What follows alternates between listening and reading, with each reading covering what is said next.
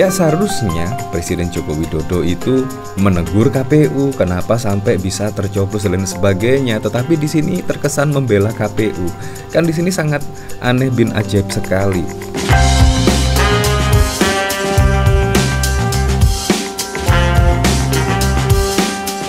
Nah, menurut saya di sini saja agak janggal ya. Dan bahkan di sini Presiden Joko Widodo ikut menjelaskan, yaitu tentang kasus surat suara di Taipei yang tercoblos pada waktu lalu. Dan bahkan pada waktu lalu juga KPU menyatakan yaitu surat suara Pilpres yang dicoblos oleh WNI di Taipei tidak sah. Nah, di sini ada apakah di sini ya? Bahkan yang mengklarifikasi atau yang menyatakan juga orang nomor 1 di Indonesia. Mulai kapan juga di sini Presiden Joko Widodo menjadi jubir di KPU? Dan alasan di sini menurut saya juga sangat tidak masuk akal ya. Ya entah di sini maksudnya seperti apa, tetapi di sini khawatir kantor pos tutup. Bagaimana menurut Anda? Ya, kita kembalikan lagi ke masyarakat. Memang pada waktu lalu itu rame diberitakan soal yaitu surat suara Pilpres dicoblos WNI di Taipei. Bahkan KPU juga menyatakan hal tersebut tidak sah. Nah, dari sini yaitu KPU menyatakan surat suara Pilpres 2024 yang sudah dicoblos WNI di Taipei, Taiwan tidak sah. Video WNI mencoblos itu viral di media sosial. Ketua KPU Hasyim menyatakan surat suara yang sudah didistribusikan atau sudah dicoblos oleh WNI di Taipei bakal dinyatakan tidak sah karena dilakukan sebelum waktunya. Entah di sini juga maksudnya apa? Menurut saya sangat janggal sekali. Seenaknya ya. Maksudnya di sini tiba-tiba walaupun belum waktunya, tiba-tiba ada sekertas suara yaitu pemilihan capres dan cawapres pada 2024 di sini malah sudah terjoblos. Di sini menurut saya sangat unik dan lucu kasus di sini. Seharusnya kan di sana juga ada Bawaslu atau pengamanan ketat lah, apalagi di sini juga surat suara ya, seharusnya pengamanannya diperketat lagi. Kami nyatakan surat suara tersebut masuk kategori rusak dan tidak diperhitungkan dalam catatan surat suara dalam formulir C hasil LN Pos. Terang Hasyim, kata dia dalam konferensi pers di kantor KPU pada Selasa 26 Desember. Di sini Hasyim menjelaskan bahwa seharusnya distribusi surat suara oleh panitia pemilihan luar negeri kepada pemilih baru boleh dilakukan pada 2 Januari hingga 11 Januari. Jadwal itu sudah diatur dalam PKPU nomor 25 tahun 2023. Nah, jadi di sini pemilih baru di sini boleh dilakukan pada 2 Januari hingga 11 Januari.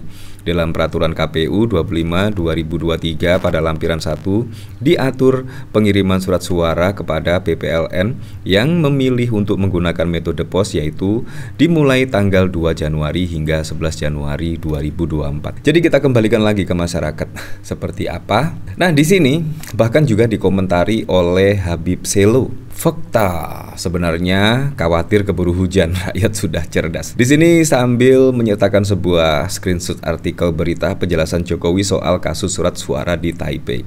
Khawatir kantor pos tutup. Ya seperti itulah, tapi kalau ini kan pesta demokrasi 5 tahunan ya. Ya seharusnya tidak perlu khawatir lah kalau kantor pos tutup, karena memang di sini ya tugas kantor pos seperti itu ya. Padahal di situ tertanggal 1 hingga 11 Januari ya, tetapi kita kembalikan lagi ke masyarakat. Nah, di sini bahkan ada berita yaitu dari TV One News, Ketua KPU akui pemilu Indonesia paling rumit di dunia. Nah, di sini seharusnya kan tidak seperti itu ya. Ya kecuali kalau ada intervensi misalnya dari pusat, kemungkinan KPU akan bilang seperti ini, yaitu paling rumit di dunia. Tetapi kalau tidak ada intervensi, menurut saya ya tidak perlu curhat seperti ini. Di sini Ketua Komisi Pemilihan Umum RI Hasyim Asyari mengaku proses penyelenggara pemilu di Indonesia menjadi paling rumit di dunia. Walaupun ada India dengan jumlah pemilih yang lebih besar dan Amerika Serikat yang punya pemilu lebih besar, tetapi pemilu di Indonesia sering dinilai sebagai the most complicated election in the world. Jadi dianggap sebagai pemilu yang paling rumit di dunia, ujar Hasyim usai menghadiri rapat konsolidasi nasional kesiapan pemilu 2024 pada 30 Desember. Hasyim menyebut durasi pemungutan suara pemilu di Indonesia juga yang paling singkat di dunia karena hanya dilakukan selama 6 jam atau mulai pukul 7 hingga 13 jam 1 siang. Dalam penyelenggaraan pemilu 2024 di luar negeri, kata Hasyim, KPU sudah mengarahkan panitia pemilihan luar negeri PPLN sekaligus kantor perwakilan KPU setempat untuk mengundang duta besar dan negara-negara sahabat guna menyaksikan proses pemungutan suara. Nah, dari sini saya juga penasaran ya. Kira-kira komentarnya seperti apa ya ketika di sini bahkan orang nomor 1 di Indonesia, Presiden Joko Widodo, juga buka suara terkait surat suara di Taipei. Di sini Presiden Joko Widodo bahkan menjelaskan yaitu khawatir kantor pos di sini tutup. Di sini dari Alfon, disadari atau tidak, setiap kali orang dukung Prabowo dari zaman Bahlul karena terlalu sering nyalon apapun jabatan, pangkat, and titelnya, pasti jadi ikutan anjlok cara berpikirnya alias tidak pintar. Sekarang dapat jabatan baru sebagai jubir KPU. Kekhawatiran dan ketakutan bukanlah karakter pejuang melainkan pecundang. Ampe sedetil itu Pak Lurah jelasinya, padahal bukan dia yang salah. Kenapa dia yang panik dan terkesan membela banget? Iya, kalau dipikir-pikir yang salah itu KPU. Ya seharusnya Presiden Joko Widodo itu menegur KPU kenapa sampai bisa tercoblos dan sebagainya. Tetapi di sini terkesan membela KPU. Kan di sini sangat aneh bin ajaib sekali. Ketika pada waktu lalu rame di media sosial video ya setidaknya surat suara di Taipei tercoblos dan bahkan KPU menyebut itu tidak sah. Tiba-tiba Presiden Joko Widodo buka suara dan terkesan membela dari KPU. Di sini kan sangat lucu sekali ya di sini. Apapun yang dilakukan si bapak tentu demi kemenangan si anak, mau curang malah ketahuan kemudian membuat alasan kantor pos tutup. Kenapa Presiden ngurusi surat suara? Terus KPU kerja apa? Apakah KPU hanya jadi abdi Presiden? Ya, di sini masyarakat juga sudah semakin kritis ya. Di sini bahkan ya malah mengkritik tindakan dari Presiden Joko Widodo yang seolah-olah jubir dari KPU di sini. Di sini bahkan dari JJ, Presiden sekarang merangkap jadi jubir KPU tah. Di sini dari Lokane, kayaknya si beliau ini dah semakin kebablasan dalam hal cawe-cawe sampai nabrak pagar. Lah urusan KPU ngapain juga ikut campur, sampai bikin pernyataan segala. Hayo kamu ketahuan, rasa gelisah.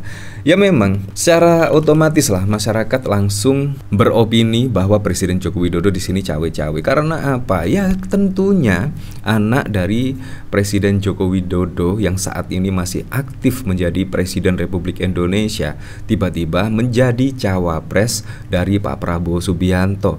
Ya semua berpikir seperti itu, demi apa? Demi anaknya.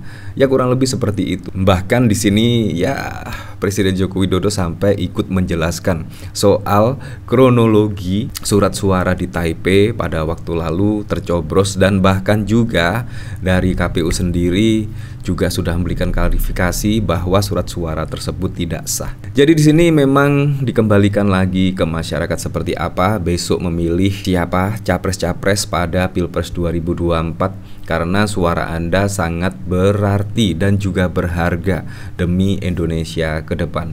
Jadi pilihlah dari hati, jangan sampai memilih capres hanya demi uang 100, 200 atau sembako dan lain sebagainya. Apalagi kita memilih presiden orang nomor 1 di Indonesia. Kalau kita salah memilih pemimpin saja, kita pasti akan balik mundur ke belakang. Ya apapun itulah untuk Pilpres 2024 mendatang, semoga saja berjalan dengan aman, berjalan dengan lancar, dan yang paling penting berjalan dengan jujur dan juga adil.